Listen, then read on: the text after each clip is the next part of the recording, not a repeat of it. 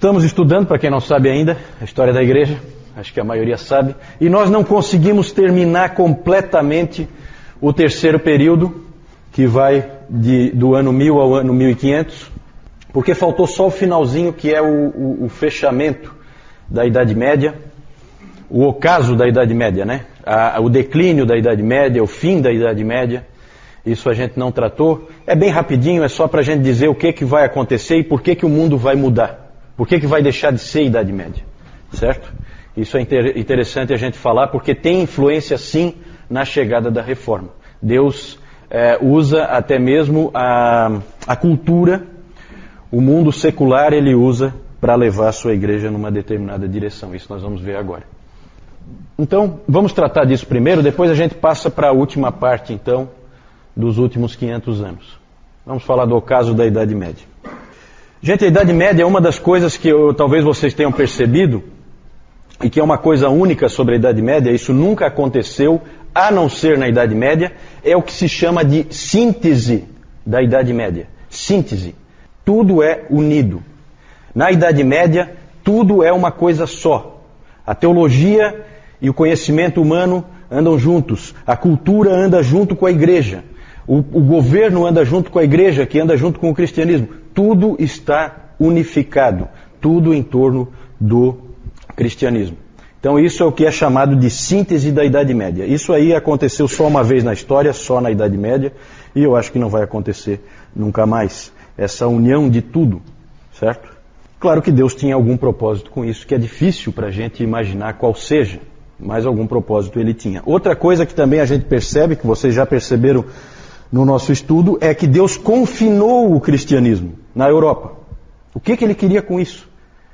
Certo? Ele fez o cristianismo nascer lá na Palestina, e aí ele confinou o cristianismo na Europa, fez surgir os muçulmanos, vocês lembram? As cruzadas tentaram libertar os muçulmanos, foram um fracasso, e acabou então ficando confinado na Europa o cristianismo. O resto do mundo não conhece o cristianismo nesse período que a gente está estudando. Também Deus tem algum propósito com isso, e lá Deus vai fazer coisas impressionantes, como a gente vai ver hoje. E uma coisa muito interessante ocorre para que haja o fim da Idade Média e a quebra da síntese. É a chegada do Renascimento. Renascimento ou Renascença. Por que Renascimento?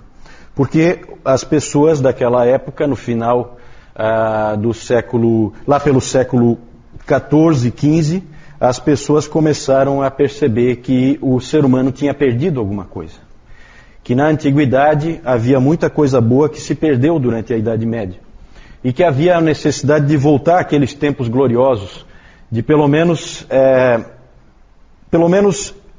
resgatar alguma coisa daquilo que a humanidade tinha conquistado naquele período que antecedeu a Idade Média, o período do Império Grego, do Império Romano, e toda a produção da filosofia, todas essas coisas que a gente sabe que existiam antes da Idade Média. Com o Renascimento começa-se a prestar mais atenção no homem. Sempre quando se fala em Renascimento, pensem em uma atenção ao homem, ao ser humano. Durante a Idade Média o ser humano ficou muito esquecido. A teologia ficou tão forte que só se falava em Deus e se esquecia o homem. E a intenção de Deus não é essa. A intenção de Deus é que Ele e o homem tenham comunhão. Foi para isso que Ele criou esse lugar aqui e colocou o homem como Senhor sobre a sua criação. Na teologia começam a surgir nomes que a gente não vai estudar, mas que eu vou citar só para que não fique em branco. Nomes como Guilherme de Ockham, nomes como Gabriel Biel. Esses homens, eles começaram a prestar mais atenção aos indivíduos, menos nas generalizações e mais nos indivíduos. A teologia escolástica sempre se preocupava muito com generalizações.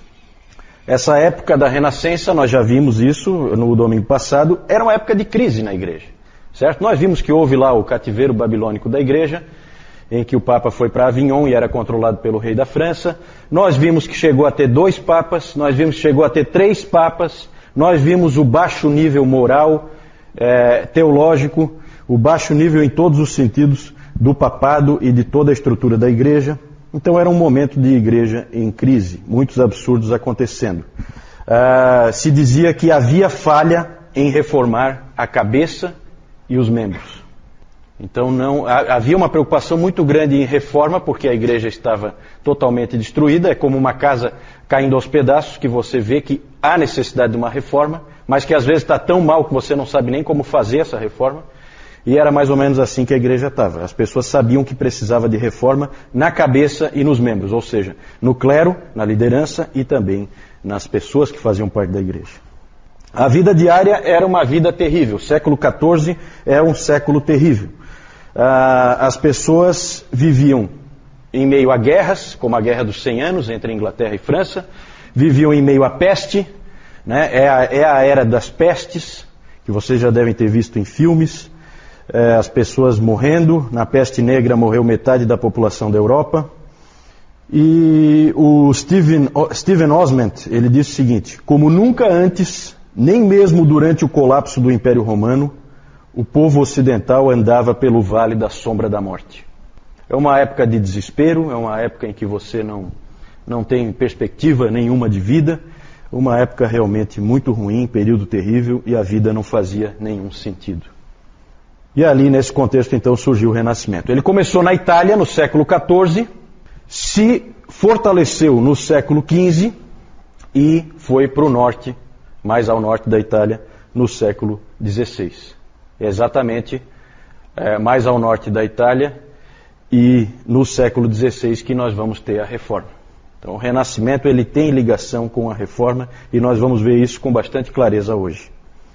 No movimento do Renascimento, então, aquela vontade de voltar a épocas mais gloriosas, a épocas em que houve uma preocupação maior com as pessoas, então surgiu esse slogan que eu coloquei aí, ad fontes. Os intelectuais começaram a dizer, nós temos que voltar às fontes, nós temos que voltar ao conhecimento antigo. E aí houve novamente um interesse pelos escritos dos antigos, pelos escritos de Homero, pelos escritos de Platão, pelos escritos de Aristóteles, pela própria Bíblia, pelos manuscritos da Bíblia, os mais antigos, um desejo de voltar às fontes originais. Aí, com isso, se fortaleceu o estudo das línguas, se fortaleceu o estudo das literaturas, e aí surgiram os humanistas. Depois nós vamos falar um pouquinho mais dos humanistas, certo? Humanistas, depois eu vou explicar melhor, não tem o mesmo sentido que tem para nós hoje, certo? Hoje para nós tem uma conotação negativa, não é esse sentido o que havia naquela época.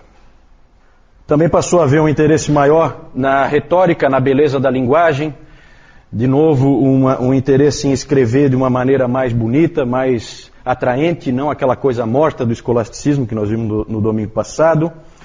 E, claro que isso vai ter um impacto na teologia também, porque as pessoas começam a escrever diferente, e os reformadores escrevem diferente dos teólogos escolásticos. Mudam também as artes, muda a arquitetura, o homem volta a ter valor, então começam a surgir construções, né, Adriana? Começam a surgir nessa época construções com proporções humanas, então você começa a ver capelas com alturas mais adequadas ao ser humano, certo? Porque antes disso, na Idade Média, se fazia catedrais gigantescas em que o pé direito era absurdo, como dá para ver ainda hoje, para dar aquela ideia de que ali é um lugar em que Deus está, então é colocado bem lá em cima. Isso mudou, houve transformação nas artes, houve transformação na arquitetura. Depois vou mostrar alguns exemplos para vocês.